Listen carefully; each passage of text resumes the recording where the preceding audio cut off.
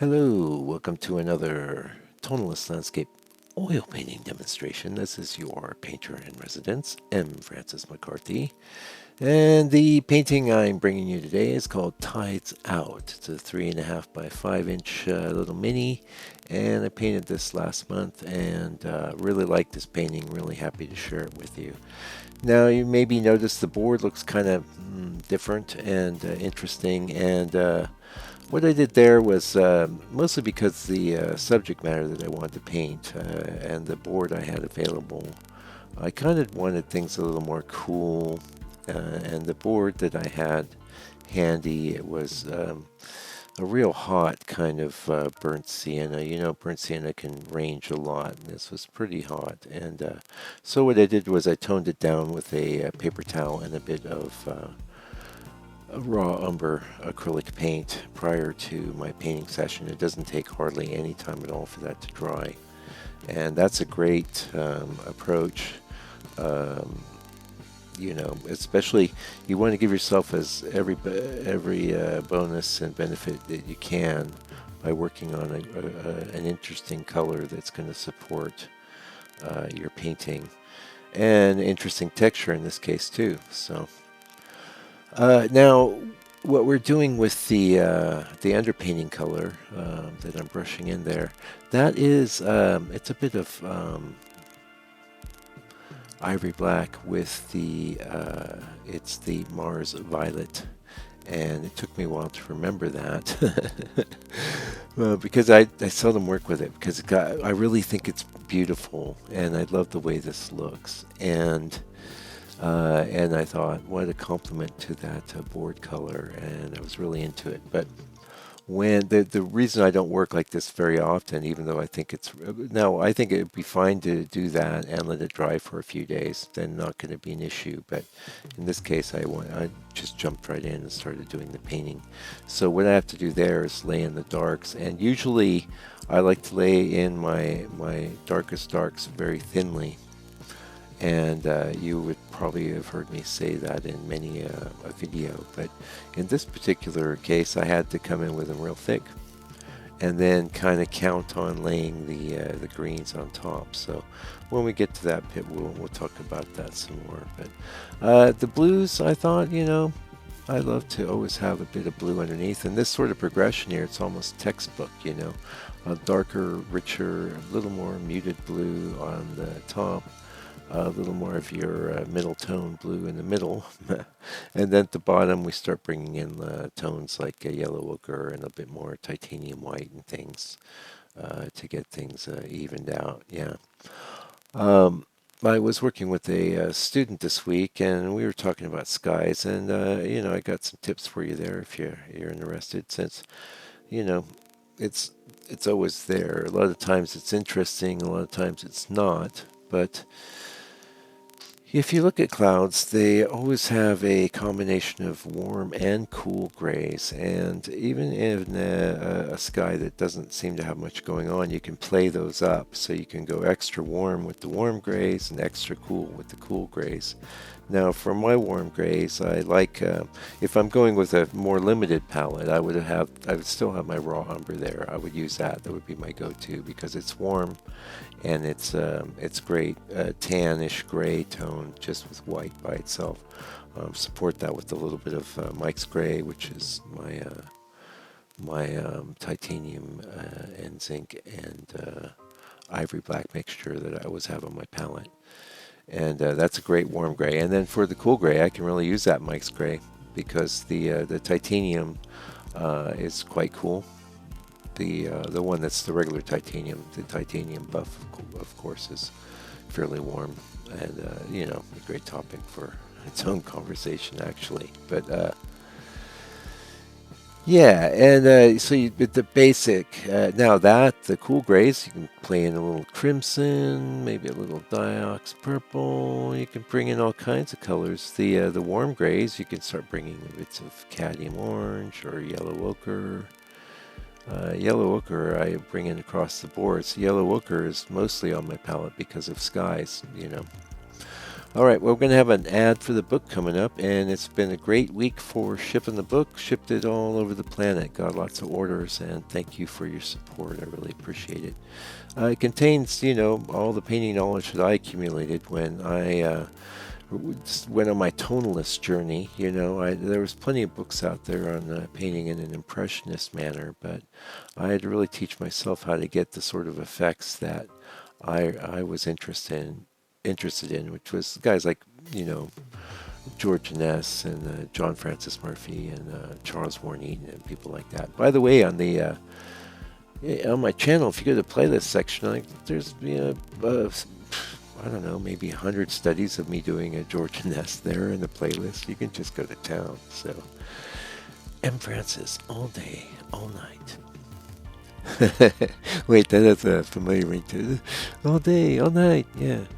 Okay, so here you see me come in with the darks. And because of my love and interest of that Indian, that Mars, I keep calling him India. It's Mars Violet, but it's a red. I always want to call it Indian red because it's such a rich, to me, beautiful red, but it's called Mars Violet.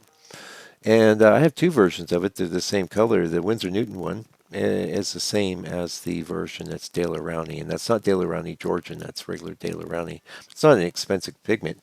Really beautiful color. Recommend you get a tube and play with it. You could use it on your palette to maybe in place of burnt sienna. It's way different than burnt sienna in that it's very opaque, and that's one of the reasons why I had to come in with my darks quite a bit more opaque and thick than I wanted to usually, but whatever.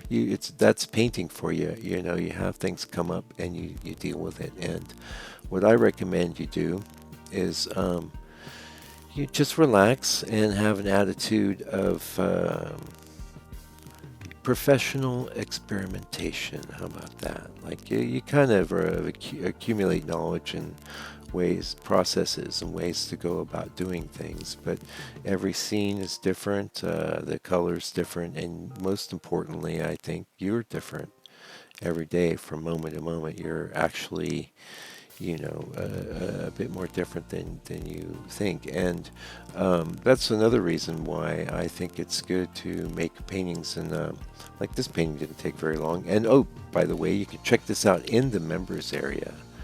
That's $6 US. I've got a request on the channel for someone to know about the color palette, and I would have gone through that color mixing session in the members area, even though now I don't remember exactly every color I used, and that's one of the reasons why this is my second recording of this video, because I stumbled and was going on by rote when I actually had done something different. Yeah, but it was a month ago, so I'm already forgetting, but it's recorded for all time, because the live session of me actually doing the painting is recorded for all time. 4K, $6 a month. You can tip in and tip out, fine with me. It's not like you could sit there and watch every video, and tip on out and take advantage of it. Anyway, oh yeah, what I should say, 4K pretty much at least over half the videos have me doing a color mixing session and talking about the colors, and also the reference is on screen, and we discuss where I think the pitfalls are, and then basically we get to do it all together. So, and it's so fun. I mean, to me, man, what's more fun than painting and just getting better at it and exploring it. And I have been taking in a lot more things on YouTube myself lately, and it's been pretty fun. Although I don't like to go too far because I have my own approach, my own ideas about things. But one thing I've mentioned in a lot of my videos, and the way that I learn is through insight. And one big insight can really change a lot. It's because insights change you at the level of attitude, and attitude colors every decision that you make. And painting is all about decision making. I'm going to put a mark here. It's going to be this color, that color. And the other thing that's very interesting about painting to me is that it's a definite interaction between the conscious and the unconscious parts of your mind. And I've been looking at a lot of Carl Jung lately, and I'm getting more and more interested in that. And a lot of people say, "Oh, the unconscious doesn't exist," but they call it unconscious because you're not aware of it, you know. Anyway, we're not aware of the moments where we're not conscious, but not every decision that you make when you're painting is a conscious decision. Many of them are, but a lot of them are just stored, and that's one of the reasons why I'm always saying the absolute greatest way to paint. Yes, watch videos like mine, get some tips and insights, you know, but while you're inspired and you got that insight going, you should go do a painting, a quick little one. Look at this, 3.5 by 5. It took an hour, hour and a half maybe, and it's done. It's a nice little painting, and you could sell it affordably too. They're beautiful. They're like little jewels, you know. I love doing these. They can be frustrating though. This small. I said this in the last video. I think I recommend 5 by 7. You know, it's real solid. 6 by 8. You know. Those are good sizes. So this I thought was a nice bit of payoff in the painting, you know, coming in with that light color. And another thing I was passing on to a student this week is that you know, and it seems obvious, but the lightest bit of your paintings always attract the most attention. And the area, like I put the lightest bit, is sort of up in the sky, but we also have it down in the tide, and the whole thing sort of functions together to establish a scene. I don't believe there has to be one brightest spot. And this painting, I do believe it's the sky. And typically the sky is hands down going to be the brightest area of your painting. Now, one of the things I do remember painting this, and there was I took the reference photo, and I took it with my Canon 5D or whatever it's called. And it's a semi-pro camera with a very good lens. Razor sharp. You know, I've had this camera for many, many years, and so much detail and cool, interesting detail. You know, you could get lost in that stuff, but as a painter, I have to say, increasingly too. I mean, I've known and been talking about sublimating detail my whole painting time, and basically it's all documented. You can go to my website, go to the blog area. You'll see there's blogs from my very, very, very first painting back in like 2009 or 8 or something like that. 2009, I think it was. I documented the process, you know, and not every year or every month, you know, but I've consistently been talking about what I'm doing, and you accumulate insights, you accumulate into your subconscious all of those failures, all of those bad decisions. So when you're getting ready to face something similar in your painting, you don't even consciously necessarily have to know that it's a bad thing. And driving is very similar, actually, right? When you're first driving, you know, boy, you better look every direction and be riding that brake and not the gas pedal, because some kid could come running in front of the car, and you're not, you know, you need to react and make sure that the situation is going to be safe. Painting, of course, is not life or death, but it is very similar in that there's a plethora of decisions that must be made, and the best way to make good decisions is by making a lot of them all the time. And there you go. Anyway, that's it for this video. Thank you so much for joining me today. If you enjoyed watching me paint this little painting, I think it came out really beautiful. At some point, I got to get back to putting things in my store. You know, I get to a point where I just get a bit overwhelmed with all of that stuff, and I just want to paint. But I do consistently put out the videos, and I appreciate you taking the time to come watch them.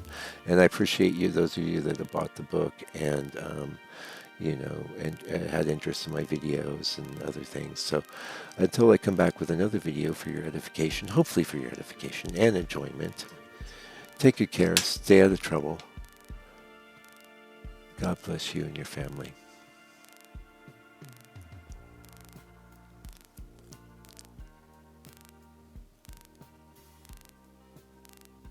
And fight the power.